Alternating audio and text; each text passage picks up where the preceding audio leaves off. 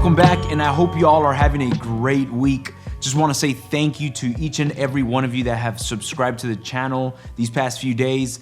Thank you for the support, and I hope you guys enjoy the content that we're going to be putting out for you guys. I'm going to focus a lot more on the sampling, how to import samples from an SD card, how to sample into the unit, how to chop up samples. I mean, there's so much other good stuff within the unit. I just wanted to niche this video down to its sampling features. So if that's something you guys are looking forward, and if you're not subscribed to the YouTube channel, make sure you guys subscribe. And also, if you guys enjoy the content once we get into the topic, make sure you guys give it a thumbs up. It does help out the video. It's a free way to support the channel. Let's jump right into it and let's have a good time. All right, so we're right here on the 404, but before I power it on, I do want to mention, since we are talking about samples and importing samples, is the SD card.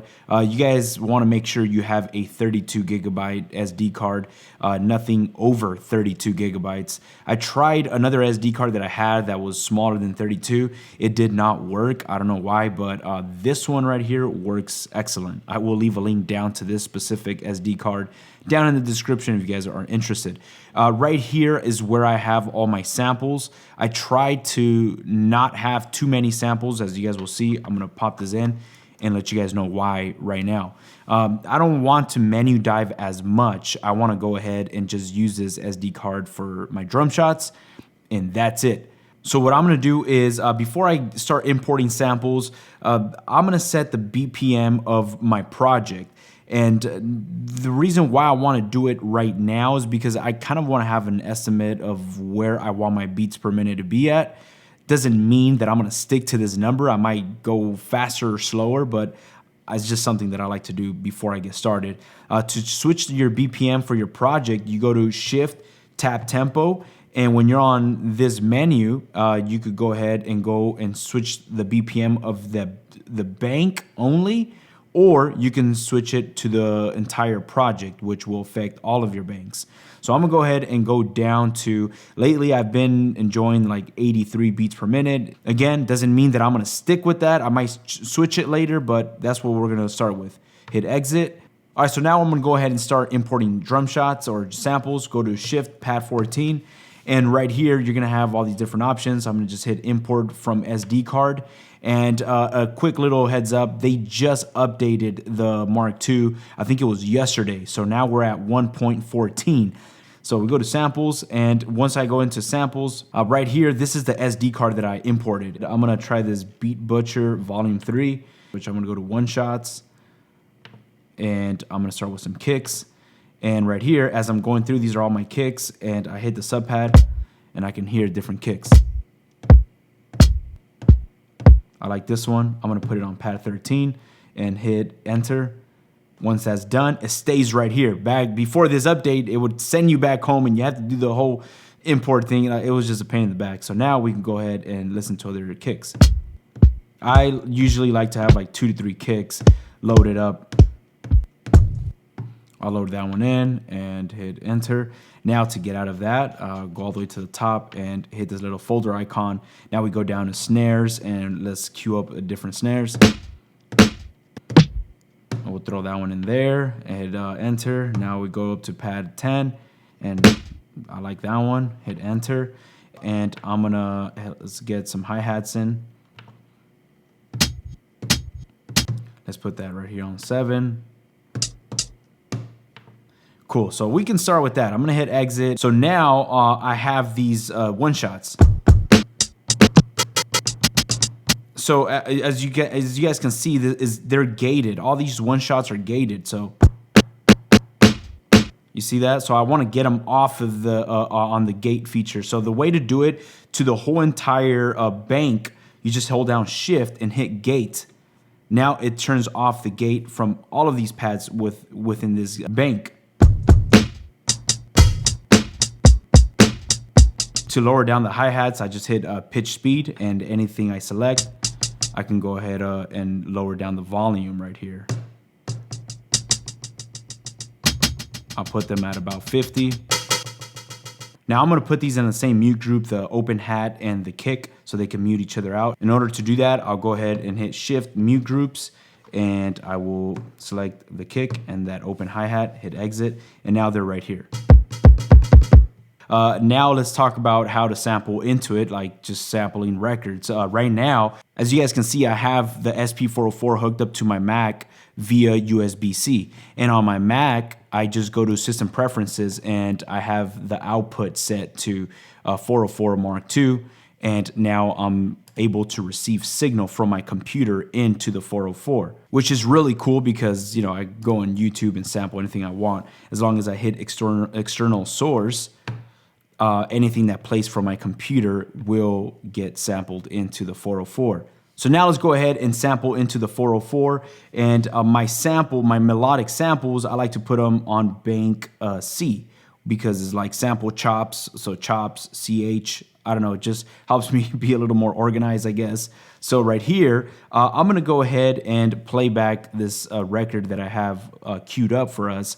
And let's go ahead and sample in here. One thing I am gonna mention though, before I sample, if I hit record, this menu pops up, and right here, I'm able to select the record level, like the preamp of how loud I'm gonna record into the unit. So I can go all the way up to 127 or, you know, bring it back down. I usually keep it up 127. I don't know why, it just feels like it doesn't record as loud as I would like. Now that I have my gain up, it's just blinking red pads. So that lets me know that these pads are available for me to sample into.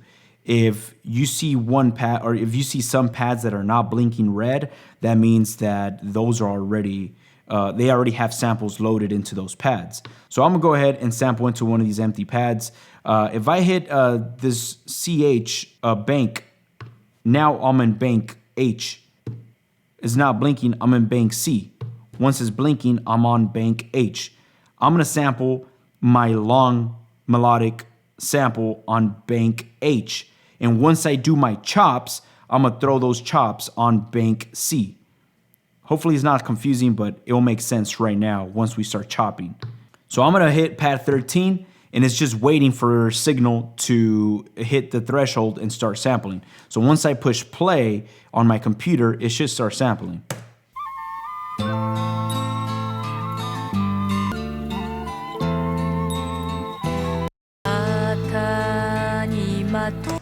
Awesome. So once I hit record, it saves the sample, and now pad 13 has that sample that we just loaded up. Now, if I go to start end, we can see our waveform of that sample that we just got. There's the beginning few bars. I actually don't want that, so I gotta get rid of that. So I'm gonna go ahead and play it back and listen to it. 1, 2, 3,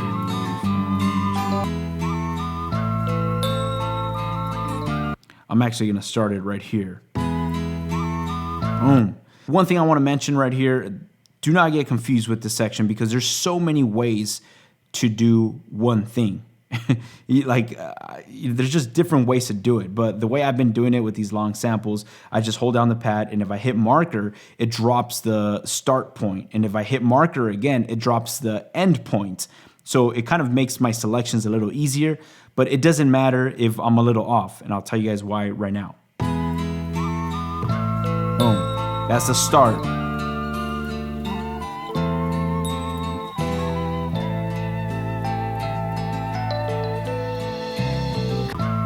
Boom, that's the end. So now I kind of, selected my selection. It's not perfect, but right now we're gonna perfect it. So this is gonna be your start point, this is gonna be your end point, and this is gonna be your loop point, which right now I don't have loop turned on, so you don't see anything. If I turn on loop, now you'll be able to see where you want your loop to start. I actually just wanted to be lined up with my start point.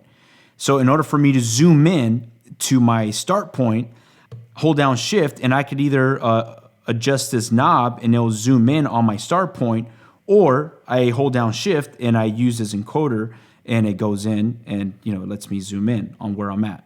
So there's two ways you guys can do it. Which sounds like I pretty much nailed it right on the down beat. You guys can zoom in.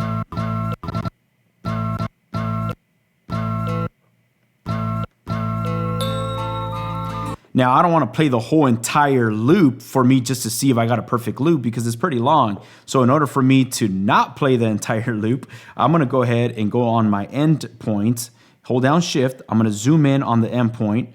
I'm gonna hit roll. As long as loop is engaged, when I hit roll, it's only gonna take me back a few seconds before that endpoint to loop it back to the top to see if I have a pretty good selection.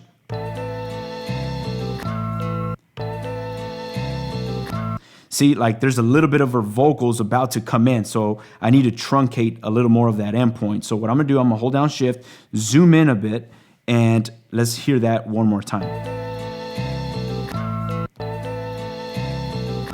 So I gotta adjust this and bring this back a bit more. There you go. There you go. So that sounds good. Let's hear the whole entire loop again.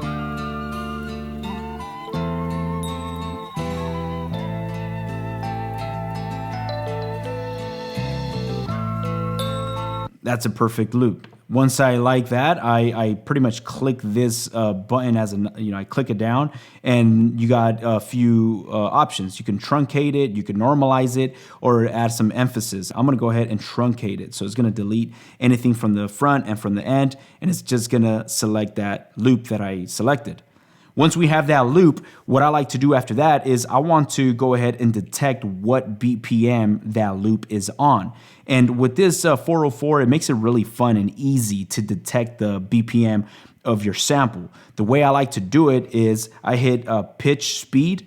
And once you hit pitch speed, you have these options right here. The option that you'll see in the bottom right-hand side is auto. It's pretty much thinking it's gonna select the BPM automatically, which you guys can do, or you guys can go to manual. And once you're on manual, when I hold down pad 13, I can tap tempo.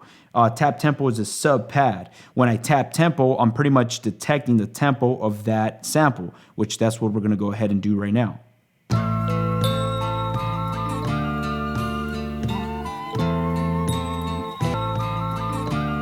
All right, so it's about 83 beats per minute. I wanna make it at 83. I don't wanna make it 83.8. So in order for me to change that, I'm gonna click this as a button, and let's bring it down to 83 beats per minute. The reason why I want to do that right now is because now that I tell the 404 that this pad or this sample is 83 beats per minute, this gets really fun, because if I pitch this sample up or down, it's going to adjust the BPM and tell me what BPM that pitch is at. Hopefully that makes sense, but check this out. Right now, without pitching up or down, this BPM is at 83 beats per minute. So if I play back a loop or a drum break at 83 beats per minute, it's gonna match perfectly. But if I wanna, let's say I want my beat to be at 85 beats per minute, not at 83, I can go ahead and pitch this sample up or down. So if I pitch it up, you see the BPM is switching. Now it's at 93 beats per minute. Now if I wanna pitch it down, with it pitched down, it puts me at 73 beats per minute. That's awesome, because it's letting you know what beats per minute you're gonna be at. So it just makes it really convenient. Another thing that now that we're talking about BPM and pitch, remember in the beginning, we set if we go to tap tempo, we set the project at 83, which is actually kind of funny because that sample is at 83. Let's just say you guys wanna make a beat at 90 beats per minute. So now my session is at 90 beats per minute, hit exit. Now that we've detected the exact BPM of that loop that we selected, if you hit BPM sync, it will automatically sync and shift this up or down, but it will make sure it matches the BPM of your session. So right now, this pad is at 83 beats per minute, but we just switched up the session to 90 beats per minute. So if I hit BPM sync, now it's pitched this sample up to match 90 beats per minute.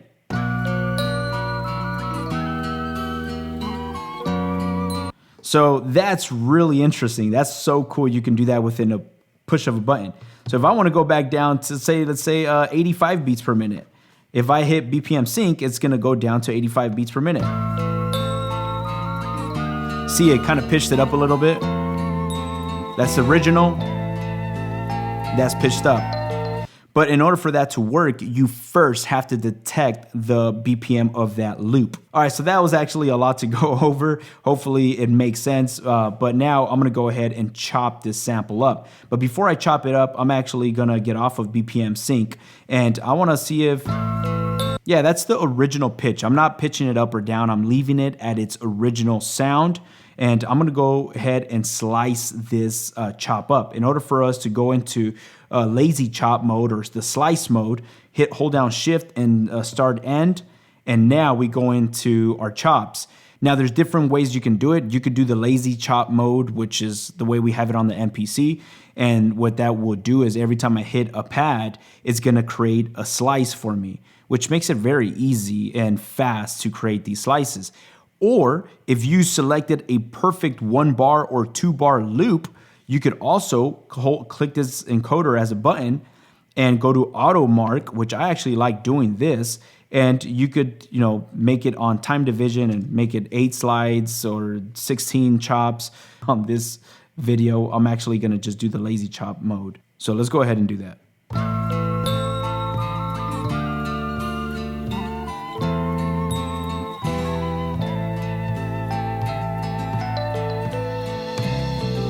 Awesome, so it just created all these chops.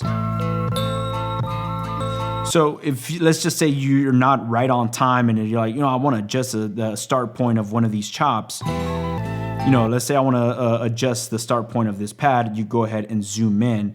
Once you zoom in, Control Knob 2 will select the start point of that chop. Now, there's some clicks and pops. I don't really care too much with the 404 as I would on the MPC, because in the MPC, you could really dial in your start and end point right here. I'm just playing it by ear, and after we're able to get rid of those clicks and pops, I'll probably show you guys once we create these chops. So once you go through and selected the start point of each chop and you feel comfortable with it, we want to assign these slides or these chops up to one of these banks. So in order for me to assign these to an actual bank, I'm gonna click this as a button, and I'm gonna go to assign to pad. And once it's gonna get assigned to a pad, it's telling me, hey, which bank do you want me to assign this? I sampled my long audio on bank H because this CH is C. If you press it one, if you click it again, it goes into H. But I'm gonna put my long samples will be on H, but my actual slices or my chops will be on bank C. Hopefully that's making sense. So now, in order for me to lay those chops down on bank C, I just go ahead and click where I want to put those chops at.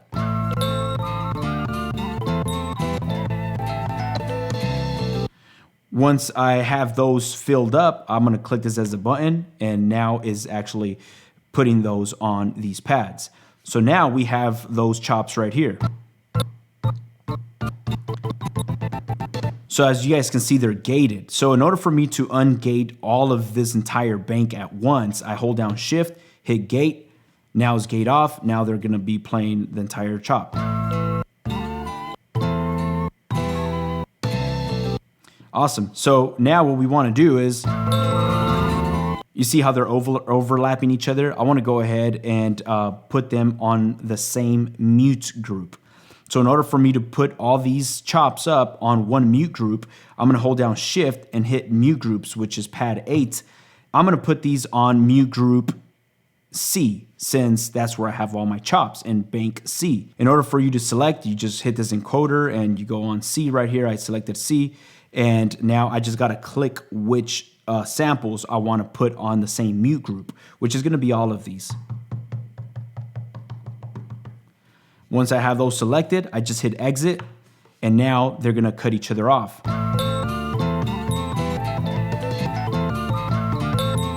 Awesome, so now they're cutting each other off. I wanna go ahead and pitch up or down the entire bank. And now what you can do is, while you're selected on pitch speed, you hold down copy. And as you're holding down copy, you can go ahead and pitch this up or down, and it's gonna affect the entire mute group.